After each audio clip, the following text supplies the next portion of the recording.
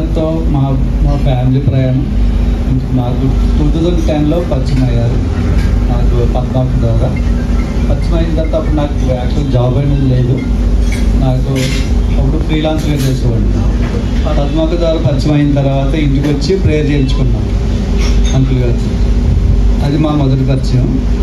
తర్వాత నేను మళ్ళీ జాబ్ చేస్తూ ఎక్కువ ఫ్రీలాన్సర్గా ఉండేవాడిని. సండే చర్చికి వచ్చేవాడిని కాదు సార్. ఇంకా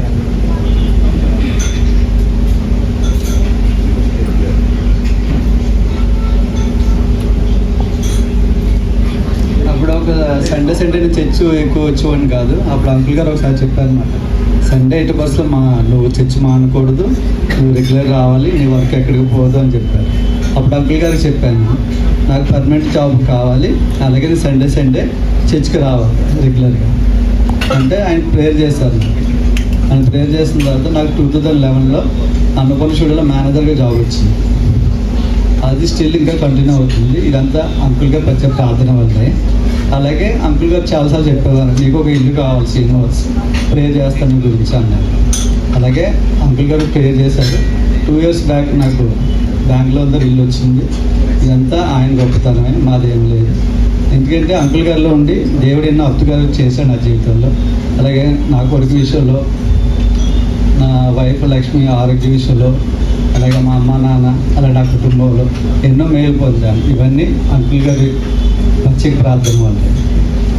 నాకు ఆయన దూరం అంటేనే చాలా బాధగా ఉంది.